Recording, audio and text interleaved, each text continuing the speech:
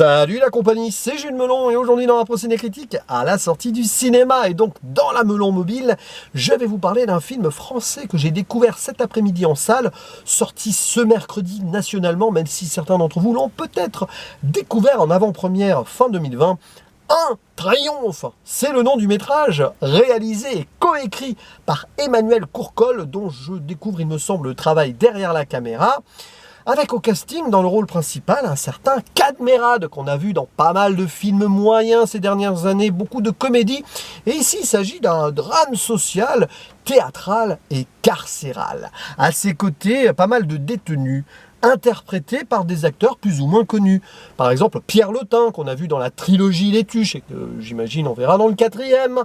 Sofiane Kamès, apparu récemment dans La Nuée.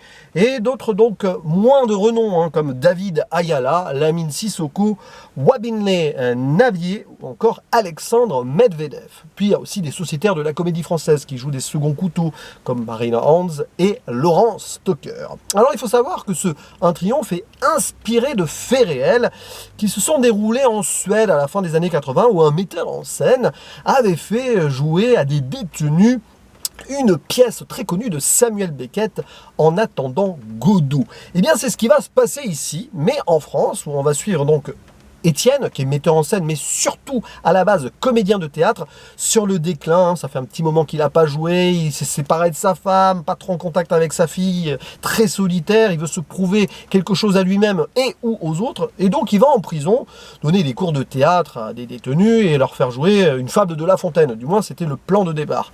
Et suite à un petit succès local, sur des fables, etc., il se dit, tiens, pourquoi ne pas aller plus loin et tenter, grâce à un ami qui possède un théâtre, de les faire jouer à quelque chose de plus long, de plus copieux. Et donc il va les entraîner pendant plusieurs mois à jouer dans cette pièce compliquée et un peu absurde. En attendant Godot de Samuel Beckett, oui, ils ont gardé la même pièce que donc dans l'histoire vraie, qui est une sorte d'allégorie de ce que vivent les détenus en prison, où ils passent leur journée à attendre quoi? Leur liberté potentielle, mais en attendant, quel est le sens de la vie? Et donc forcément des liens vont se tisser entre les détenus acteurs, entre ces prisonniers et leurs metteurs en scène, plus ou moins faciles, etc. Et ils vont aller de théâtre en théâtre peut-être pour proposer leurs prestations, avec plus ou moins de succès et une finalité que je ne vais pas révéler évidemment. Alors, c'est un film dont j'attendais pas grand-chose, il y a quelques semaines, je l'avais coché sur ma liste, mais alors, les retours sont très positifs, voilà, belle surprise, tout ça, et donc je l'ai vu avec envie, de toute façon j'y serais allé quand même, et en fait, c'est une bien belle proposition humaine, ce film. Le seul souci, je crois que c'est le seul défaut de ce film, c'est que c'est pas hyper cinématographique. On aurait eu la même chose à la télévision, avec donc de très bons acteurs, on va y revenir, une histoire qui est très touchante, qui se suit, tout ça, eh bien on aurait eu un excellent téléfilm. Donc ici on a un bon, voire très bon film. La mise en scène n'est pas folle, mais j'ai envie de dire, c'est normal. On n'est pas là pour faire dans la fioriture, dans les gros effets, c'est très théâtral de base. Mais alors, voilà. Oublions cela, parce qu'on ne va pas regarder ce film en attendant donc des idées extraordinaires, révolutionnaires de la photographie, etc. Même si, sans rien dire sur le final, il y a quelque chose de très fort à ce moment-là, voilà, y compris donc dans la position de la caméra, le découpage des plans, etc. Mais je n'en dirai rien sur cette fin. Mais au-delà de tout ça, ce film est une véritable aventure humaine. Alors vous allez accrocher ou non. Moi, je me suis laissé embarquer par cette histoire, même si au début, voilà, paf, direct, il n'y a pas de départ, il n'y a pas d'intro. Un petit peu à l'image de la pièce de Samuel Beckett d'ailleurs. On est direct dans l'univers carcéral, tac, tac, tac, on ne sait rien, ni sur Étienne, ni sur les autres. On va découvrir un petit peu, mais pas forcément beaucoup non plus. Et c'est un petit peu la mise en abîme de ce qui va se passer durant le film. C'est pourquoi ils sont là, qu'est-ce qui se passe? Eh bien, peu importe, c'est en train de vivre sous nos yeux, il y a quelque chose qui se crée, une alchimie, et c'est ceci qu'on va voir se construire, et évidemment après avec les doutes de ces prisonniers qui ne sont pas des acteurs, qui vont se prendre au jeu, mais qui vont se dire « Ah, je ne suis pas peut-être assez bon », qui à un moment ils ont quand même envie de liberté, ils ont cette illusion-là en passant de théâtre en théâtre, mais très vite ils sont rappelés à la réalité de la fouille et tout, donc c'est pas facile pour eux. Mais voilà, tout ceci fonctionne comme un tout. Les 5 acteurs, alors voilà, fonctionnent comme une troupe. On va pas forcément se concentrer sur l'un ou sur l'autre, même s'il y en a qui sortent du lot, peut-être par le rôle qu'ils jouent justement dans la pièce, etc. Alors qu'il commence à pleuvoir à Saint-Cygne. Il fait très chaud et très lourd d'ailleurs. Hein. On commence à, voilà, à transpirer, mais c'est pas grave, on continue, c'est la passion. Et oui, voilà, il ne faut pas chercher peut-être à creuser la profondeur de chaque personne. Ces détenus représentent, on va dire, cette, comment dirais-je, dépression, si vous voulez, ce non-sens d'une vie entre quatre murs, mais au final, si on va plus loin, même nous qui sommes libres, ne sommes-nous vraiment dans notre vie selon les choix qu'on a pu faire? Et c'est là que le personnage d'Étienne est très fort, parce que lui-même, certes, il est en liberté, mais c'est emprisonné dans des rancœurs, on ne sait pas trop, il essaie de se prouver des choses, il n'est pas vraiment dans la réalité, mais là, au contact de ces détenus, il va redécouvrir le véritable sens de la vie et de ce qu'on doit faire, du travail, et puis également des rêves peut-être qu'on peut atteindre. Et c'est très beau là-dessus. Voilà, là alors le métrage, il est parfait à ce niveau-là. De A à Z, on est touché. Bon, je ne dirai rien sur la fin, pas de zone spoiler, mais ça te prend au trip, d'autant plus que ça permet justement une conclusion à contre-pied de beaucoup de films du genre traditionnel. Vous voyez, le cahier des charges déroulé final, on sait comment ça va se finir. Bah ici, pas tout à fait. Voilà, ça change un peu. Bon, après, c'est l'histoire réelle qui veut ça, mais il aurait très bien pu changer et prendre moins de risques que rester fidèle à ce qui s'est vraiment produit. Non, ça va au bout, donc bravo monsieur Emmanuel Courcol ici. Et j'ai envie de dire, au niveau des acteurs, parce que c'est quand même eux, hein, voilà, c'est des acteurs qui jouent des gens qui ne sont pas acteurs, qui vont devenir acteurs, sauf Cadmerade. Justement, parlons de ce dernier, il est très bon, et c'est peut-être son meilleur rôle depuis très longtemps, ce monsieur. C'est un bon acteur, Cadmerade, hein. C'est juste qu'il n'a pas forcément choisi, on va dire, les meilleurs films ces dernières années. Ici, je crois qu'il a cru au projet.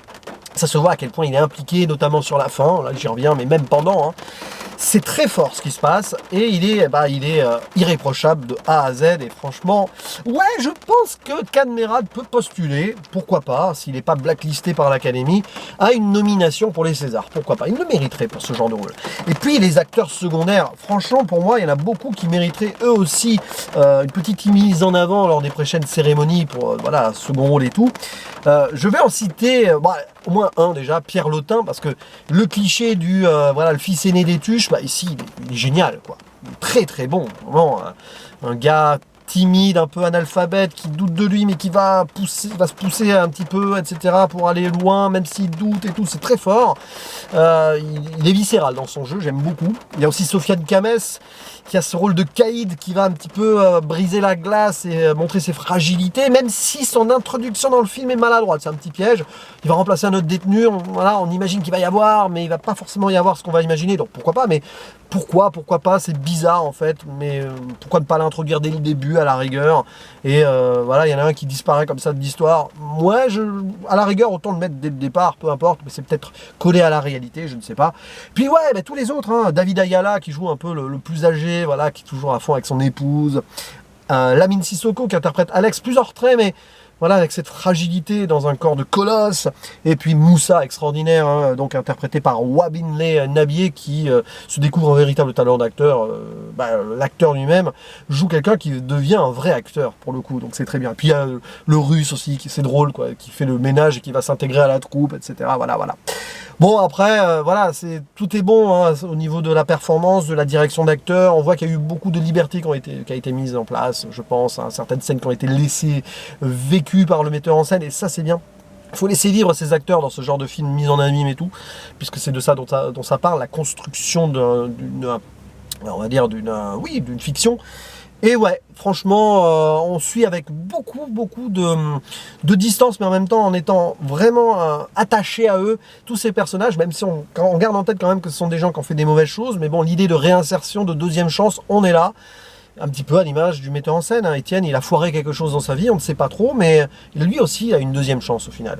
Et puis vient cette conclusion qui prend au cœur, prend aux tripes, même si ça peut être facile en soi de suivre la réalité des choses, je trouve que c'est bien joué, et il fallait vraiment être là où donc le film s'est conclu, parce que ça permet quelque chose de très fort, je trouve, la découverte de soi, et de se rendre compte que si on a fait des choses à la base pour soi-même, et peut-être pour les autres, au final, tout le monde y gagne, même si, voilà, puis cette cette allégorie de l'évasion par le théâtre. Samuel Beckett lui-même, je pense, aurait aimé, il a aimé cette histoire vraie à la base, parce qu'il l'a connue à l'époque, il n'était pas décédé encore, et je pense qu'il aurait apprécié ce film. Voilà, qui reprend un petit peu, du coup, ce théâtre de l'absurde qu'est la vie, à travers donc ce que vivent les détenus et leur metteur en scène coach. Voilà, c'est tout ce que j'avais à dire sur ce film que je conseille vivement, un des très bons films de cette année. Voilà, je pourrais aller à 8 sur 10, mais je vais rester à un très bon 7 sur 10 parce qu'il manque quand même quelque chose de purement filmique. Voilà, ça aurait pu aller plus loin, même si c'est pas le propos. Voilà, on aurait pu voir ça à la télé, j'aurais apprécié tout autant et j'aurais salué pareil. Mais bon, c'est pas un bémol en soi, c'est pas grave, c'est quand même quelque chose de très bien que je vous invite donc à voir et n'hésitez pas à dire ce que vous en avez pensé en commentaire. Quant à moi, il ne me reste plus qu'à vous dire à la prochaine. Ciao.